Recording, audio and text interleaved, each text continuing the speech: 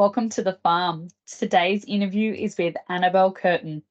Annabel tells us about growing up in the southern part of Australia, meeting her husband, multiple award-winning country music singer Tom Curtin, after he was picked up hitchhiking to a camp draft and brought home.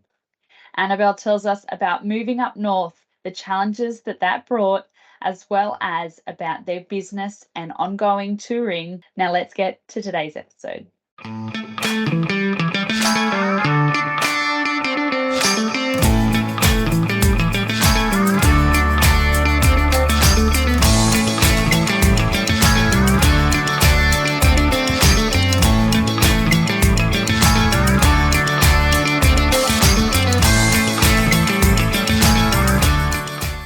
Before we jump into today's interview with Annabel, let's hear from Tom Curtin himself about their current tour and Outback Experience. We started about 9 years ago, just underneath a tree with a couple of dogs and a horse. A couple of people turned out to the show, which at the time we thought was a bit of a buzz. A lot of people travel up the bitumen roads right around the country and they never really get a true insight into what happens on cattle station. I suppose it's a bit of an insight really on station life. I'm very passionate about my songwriting because I love hearing people's stories to put into songs. It really takes the show to another level, and it really, you can see the connection it's making with the people. They're right there with me, and it really enlightens and empowers them. Animal welfare for Annabel and I is just absolutely key. We love them looking good, feeling good. It's like safety on a construction site. Everything's got to be in order. There's so much out there that we still got to learn about animals. So if I can convey a little bit of that, then I think I'm doing them justice. Tickets are now on sale for the Outback Experience. Please visit the website in the description below. And Tom and Annabel hope to see you at one of their shows around Australia. Now back to today's episode. Hi and welcome to the farm. I'm Katja Williams, the rural mum, and today we're talking with Annabel. Welcome, Annabel, to the show. Thank you. It's a pleasure to be here. Annabel, can you tell me a little bit about who you are, where you grew up, and how you managed to be where you are now? Sure. My name's Annabel Curtain, and I guess I'll start forward and then move backwards might be the easiest way to explain this. So I'm currently the owner-operator of Katherine Outback Experience, as the name suggests, based in Katherine in the Northern Territory.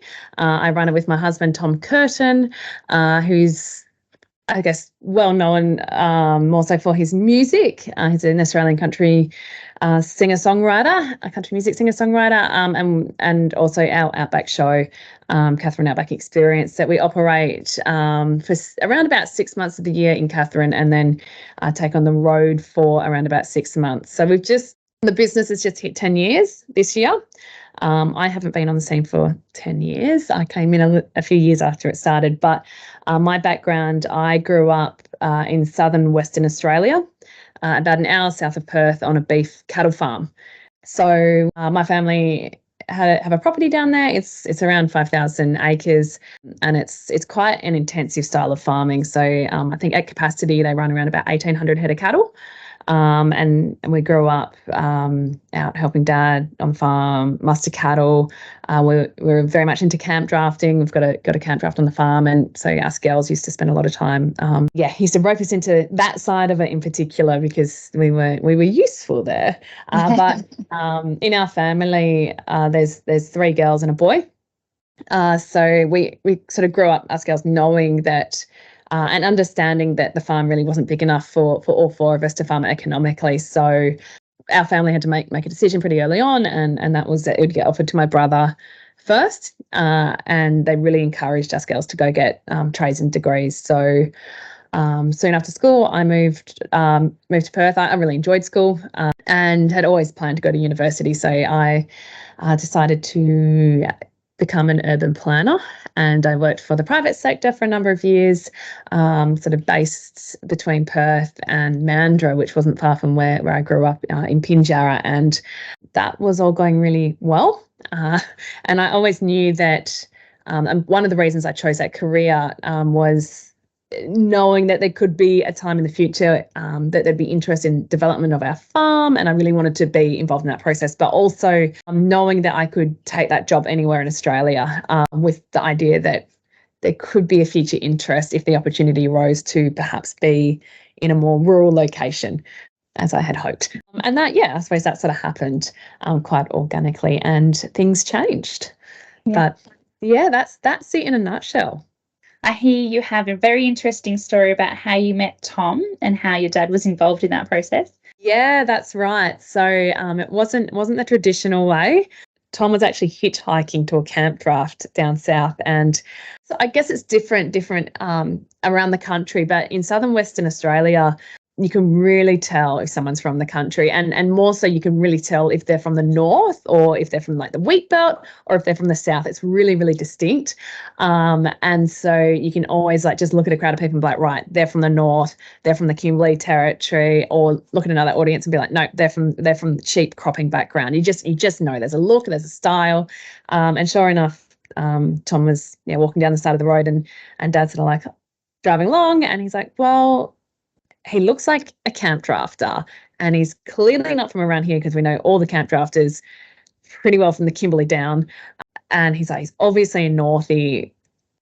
I'll just see how he's going. And my dad's like quite risk averse. He's always asked to us girls in particular, don't do this, don't do that, don't marry a guy in a black hat or a big belt buckle. All those rules, which Tom actually had a black hat at this time. And anyway, asked him what was going on, and he said, I'm trying to get to this camp draft to catch up with someone who's actually really good family friends with us. So Dad said, you know what, come stay the night, and I'm heading to that draft tomorrow. So I got home later that night from Perth, and walked in, and there's this handsome cowboy sitting at the table. So and the rest is history. Beautiful. That's excellent. Thanks, Dad. Yeah, good job, Dad. So where has life progressed from there, Annabel? Yeah, so Tom and I became friends. It wasn't that quite love at first sight type of story. We just became friends, and over time it developed like it does. And a year later, he sort of said to me, "Why don't you consider coming up to Katherine and seeing what it's all like? All about?" And I thought, well, why not? What have I got to lose? My work was really supportive. They were quite willing for me to work remotely. And I thought, if it doesn't work out, I'll just go home. So I moved to Katherine sight unseen, and rolled up there. He had started Katherine Outback Experience in 2013. And by now it was 2016. And we just secured the GAN train, which was a really big opportunity, and a big, I guess, turning for the business in particular. And I knew that he'd be really busy and that he'd need the help. So moved up there. At the time, he'd rented out. He's got 2 houses on the property. Both are rented out. So we were living in a 4x4 meter room in the shed, which was the bedroom by day and bedroom by night, office by day, straight into a wet season. I'd never experienced that before. So lots of humidity and frogs and pythons and all the good stuff. And he's like, oh man, she's going to turn around and leave for sure, but I'm way too stubborn. So I hung about, and from there the business has just developed and grown. And as I said before, we've just celebrated 10 years, which is pretty amazing. That is amazing. And I do want to take you back a little bit further, because there's so much to unpack in what you've just said. So tell me about moving up there for the first time, because it's different in area, it's different in experience, it's different in operation. So tell me your first impressions outside the animals, and what was the environment like? What did you have to learn really quickly to adapt to? Yeah, it is a very different place, very different climate from Southwest WA, where I grew up. It's a Mediterranean climate. We have a sort of mild, dry summer down there, and a cool, wet winter. I've come from a farm where there's big paddocks, and there's always feed for the animals. There's always enough hay. We've never had to buy in hay. And to moving up to our property in Katherine, and very distinct different climate. So the beautiful dry season. So Tom did sell me this idea of the dry season, and told me how fabulous every day is 26 degrees and just so stunning. And And I got there, and I think that for the first like 2 months or 3 months, it didn't get below about 36 or something. And I'd come from a real office job, and I was going, oh my God. And he's going, you're going to leave, right? And I was like, no, I'm hanging for this 26 dry season. And it was, that year, the dry season lasted about 6 weeks, I think, but it has improved since then. But yeah, very, very different. I've never suffered from hay fever in my life. And now I do up there, because it's just, I'm not used to the different vegetation and different pollens in the air. So just getting used to all those sort of things, and even having to buy in hay and it, not just having these things at your fingertips, that was the norm for me. So we do laugh about that quite a bit, and even not having a tractor to put the hay out. It's quite interesting. It makes you become very inventive, you could say. Yes. It turns out cattle panels are used for a lot more than keeping animals in.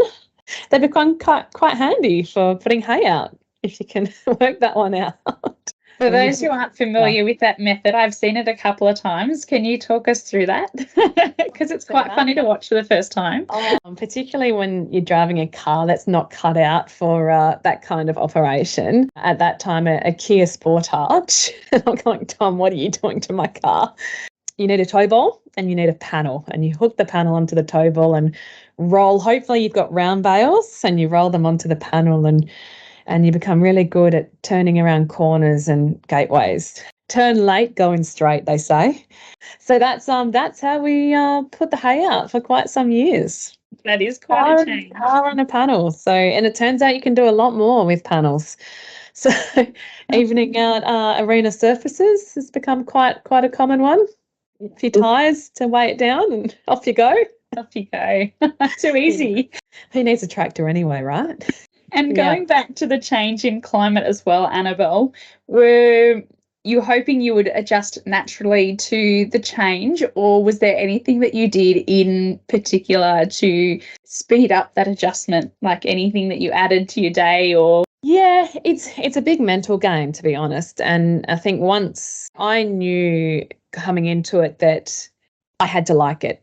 It was like a choice, and I had to not let it worry me, because otherwise you were already beaten. So a lot of it is a mental game, and I talk to my staff nowadays a lot about it, and often they start at the beginning. Like a season for them will start at the beginning of the dry season, where it's cooling down, it's getting better and better every day, but it's like a bell curve, because as soon as you hit the middle of the year, it's going to start heating up again, and you're starting to head down the bell curve towards the hotter and more humid days. And the whole thing is a mental game, and being smart about it as well. Early on, we were of the mindset, and you just keep learning, but early on we were of the mindset of getting up around 4 a.m. in the morning and trying to get as much done to beat the heat of the day, and then trying to chill out in the heat of the day, and then going again later in the day. And at that point in time, we didn't have a lot of infrastructure, so everything was really outdoors and in direct sunlight. And I know some of those days, Tom was talking about when he was working over a wet season, his brother said, it'd be really interesting to see how hot this round yard is. And it's big round yard, it's surrounded by black rubber and obviously the sand, and they actually put the thermometer in there, and the mercury burst the thermometer. It was so hot.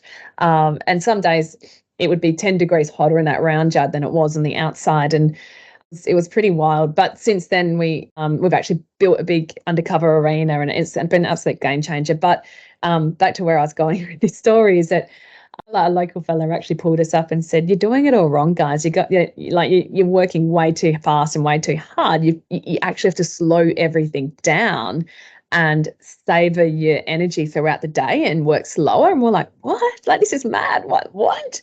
And then we started to understand, and he said, "No, you'll burn yourself out. It just doesn't work like that. You just have to slow down." And there's this constant sayings in the north, like everything slows down, and people often shut up their businesses on a Thursday and go fishing, and they don't. They're just like, ah. And it's a real vibe up there where people, it's just slower. And Tom's got a song about running on territory time, and it's so true. And that was a really big lesson for us early on. And you're still working flat out, but it's just changing the way you're doing it. So that was quite a big change for us, and accepting that things don't happen like they do in more urban areas or I guess more serviced areas. So the mail will take 2, 3, maybe 4 weeks, and you just have to accept it. And one day the internet won't work, and that's okay. Take a deep breath and go and ride a horse or something, but don't get wound up on it, because you can't solve it. It is what it is, and just sort of accepting those things. And that took a little while for me to unwire my brain from I suppose a corporate kind of world, or a world where you could order something online and it would be there 2 days later. But you just you learn to accept it, and you laugh a lot. You learn to just laugh. When the shelves in Woolies are empty, you just go, oh well, there's always something to eat. So all you want is a can of baked beans and a piece of white toast. Tomato on toast is pretty good with a bit of salt. Yeah. Good choice. So talking about the shelves being, sometimes the trucks don't get in to restock the supermarket and things like that. How do you go about food storage and food planning? Yeah, look, for us it's not too bad. We, like, unlike the stations that are several hours from town, we're only 10 minutes from town, and you just accept it. If it's not there one day, it'll be there a few days later. And up there it is different, because it takes like the train line to go out, which happens most wet seasons, or some roads to get cut off. And if it's bad for us, it's a lot worse for a lot of other places. And you just know that, and you don't really get worried about it. There's always something.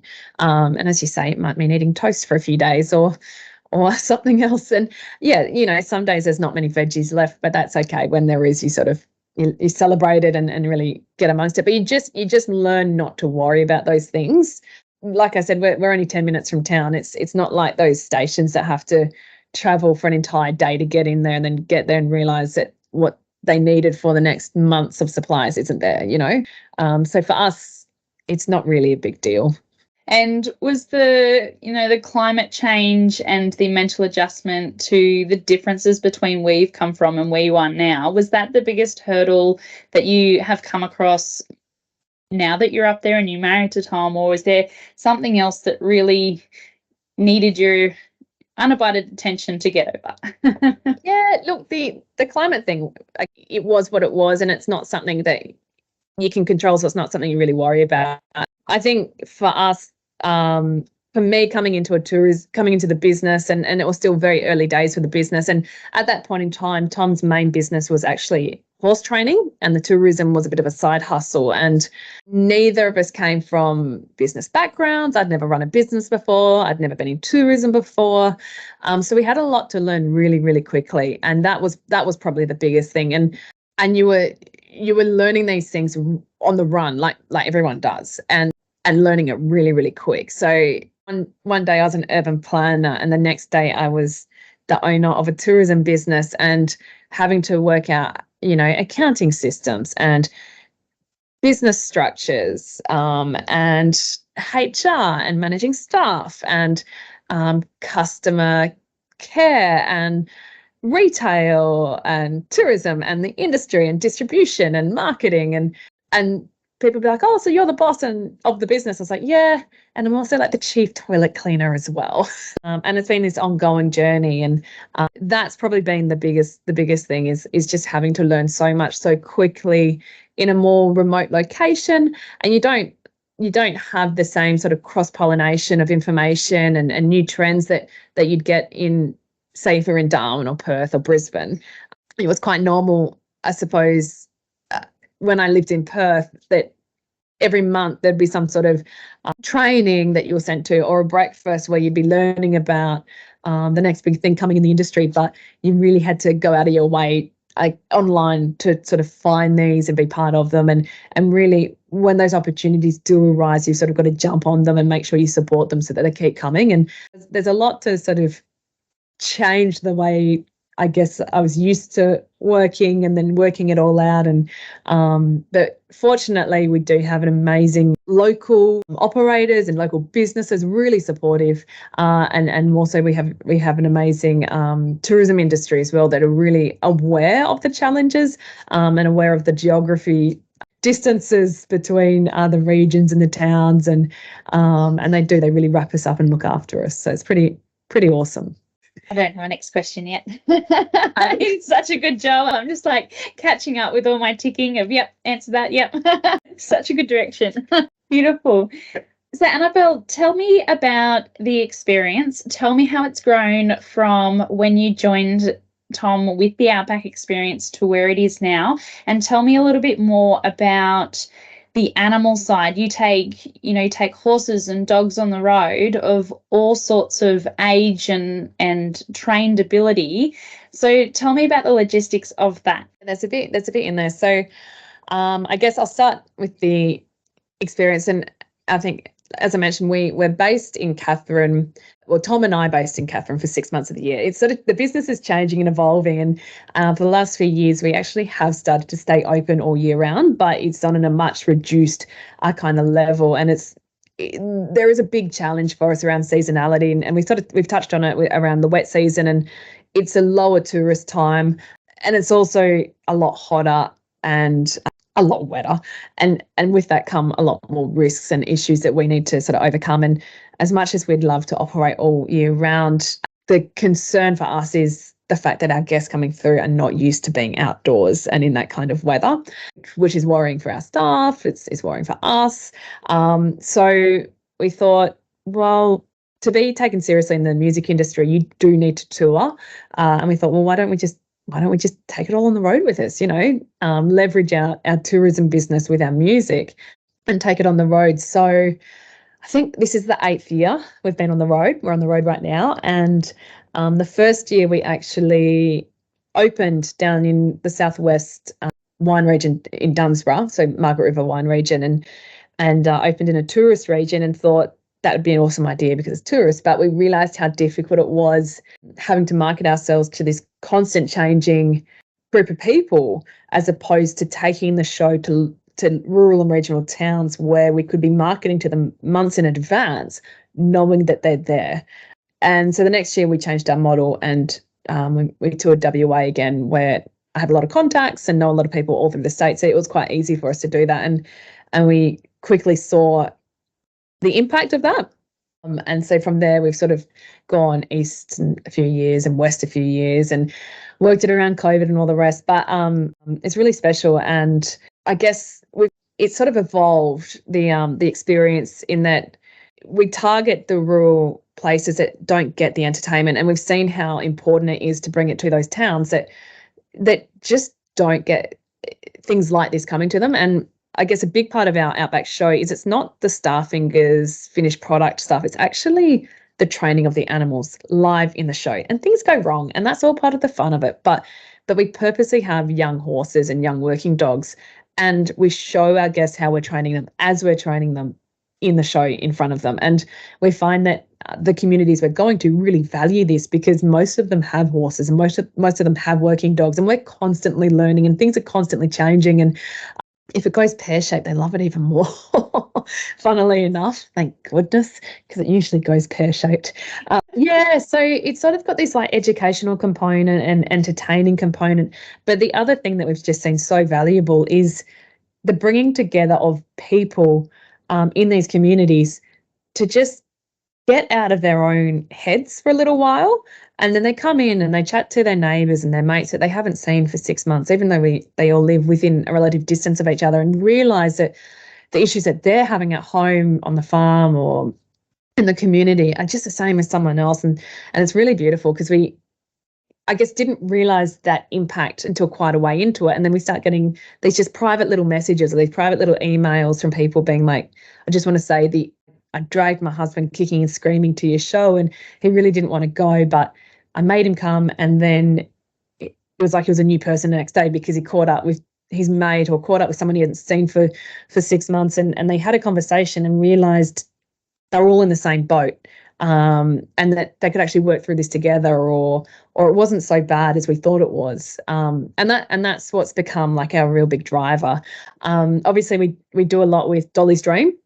Tom wrote a song called Speak Up, and we've seen amazing, I guess, impacts from that as well, and parents sort of reaching out and saying, oh, thank you so much for what you did there, because it just opened up a conversation channel that we could chat to our kids about bullying and the importance of chatting, speaking up. And then the words meant something to them, and they started to understand why it was important, and it was sort of a vehicle to have that discussion, or to utilize that song to have that discussion. So that's been really, really special. And that's, I guess, almost become our driver, and it fills our cup. And it's really, really special. And we just love getting to our kind of people are, which are farming communities, country people. And it's just, it's really special. So I've gone off track a little bit, sorry. Scale it back. But So I was talking about the logistics of taking, the animals and now your daughter on the road, because it's quite a very quick turnaround between when you're performing in one place and you're performing in the other. Like some days you're doing back-to-backs and you've got a couple of 100 kilometres between shows. Yeah, it is logistically, it's huge, and it starts a lot earlier than what people see. So we're on a tour now. We're 5 weeks into the current 6-month tour, and we're already planning the tour for next year. So there's a huge amount of work that goes into, first of all, like finding the town and finding the venue, and then finding someone at the other end of the phone who gets it. And that's usually the biggest first hurdle, is finding someone who actually, like, the difference between going to one town or a town half an hour down the road is who picks up the phone and if they get it or not. And if they don't, within the first couple of conversations, we move to the next town because we don't have time. And the big part of it is knitting the whole thing together. And on this tour, for instance, there's over 60 venues that we've across 4 or 5 states to work out, and well in advance of hitting the road. And then to actually get on the road, it involves 8 horses, 4 goats, 12 working dogs, all of the gear that we need to do the actual Outback show, plus all of the sound gear, merchandise, working out like what staff we need. We have our Katherine Outback Experience team who on the road with us to support the tour, but it's not for everybody, and we're really, really aware of that. And we don't ever want to put someone in a situation that they might not be the right fit for. And then we've also got like musicians on the road with us as well. So this time we've got 4 musicians on the road with us, and you're sort of going to be thinking about accommodation, and it's not the ability to just roll into a caravan park because you've got 8 horses, and you need to be thinking about where we're going to get hay from, where we're going to make sure we've got access to water. It is more complex than just going on a music tour or just taking the show somewhere. But so far so good. It usually always works out, and worst case scenario, we might have to tie the horses to the truck for a few hours or something, but usually works out, and we usually have it planned ahead. I do recall turning up to a showground this year, and usually showgrounds are really safe, but this one had no water. They had no taps. They'd taken all the tap fittings, and everyone was away at a festival, a town away, and we ended up finding a tap in a building and having to gaffer tape a hose to this water washing up sink and this concoction just to get water to the horses. And one of the blokes walked in and he goes, "What have you done?" And we're just like, "We just needed to water the animals." And he was like, "Oh, okay, that's creative." Yeah. But you get pretty creative. And I guess on top of that, we do have 2 little kids on the road with us. So Harry's just turned 4 and Lottie's 2. And so that's another level. We haven't hit schooling age yet, but Harry will be going onto School of the Air in the new year. So that will be a sort of another just little logistical thing to suss out as we sort of move from place to place to place. And as you mentioned, we do move quite quickly. We usually do shows like Friday, Saturday, Sunday, and each town will be around about 2 to 3, sometimes 5 hours apart. For some reason, the Sunday shows are often 5 hours apart. And I'm like, "Tom, what are you doing to us?" Because those shows start earlier in the day. But you get into a real good rhythm, and everyone sort of works out their sort of role in the team and the way that you sort of pack things up the night before so that the next day it's a lot easier. You get up, you run dogs, you nosebag horses, you make sure they've got water. Like Tom's job is usually the dogs, and one of the team members is usually managing the horses. I'm usually packing up the caravan, getting kids dressed and fed and in the car and with all their snacks and supplies, and doing a quick email out and checking emails before we move to the next place. And just working it all out. Still working it out. Yeah. And one of my biggest questions that my community usually asks is like child safety around animals. So is there anything that you have in place in particular for Harry and Lottie to make sure that whether, you're back home or whether you're on the road, how are they interacting with you and the animals, and how are you keeping, the animals safe and them safe? Yeah, and this is something that really does worry me. Given we spend so much time with the horses, and when we're on the road, we're in a caravan, and the horses are usually very close to us. So I've actually, despite growing up riding horses since we could walk, and I actually haven't really encouraged the kids to go down the horse track too hard, knowing that it will come. And Lottie, I think it's a little girl thing, like she's just obsessed with them, but we don't encourage them to lead the horses, and we don't encourage them to just go feed the horses. And that's actually been attacked so that they don't have the confidence to do it, because of the risk of 8 large horses and little kids. Likewise with the dogs, we don't encourage them to just go out there without us. So we've been quite strict around that, and we have to, because it's such a fast moving space, and we always have young horses that Tom breaking in as well. So between Tom and I, we've sort of been really conscious just not to encourage that. So they're only allowed to be with the horses when we're with them, or when an adult staff member's with them. It'll probably get harder for us as they get a bit older and a bit more independent and start to work out these boundaries. And I think Harry's pretty good. He's always been I don't know, it's probably an oldest child thing, and he's quite astute and will follow instructions quite well. But she's our little firecracker, and she's pretty out there. She's pretty confident. She's pretty sassy, and she's the one that will probably test us on this one. But so we've just seen too many accidents, and you don't get a second chance sometimes, and we don't want to be one of those. So it is something that worries us, and we just have to put everything in place to make sure that we don't create that situation. Yeah, absolutely. So Annabel, that probably comes to the end of my official questions that I wanted to ask you today.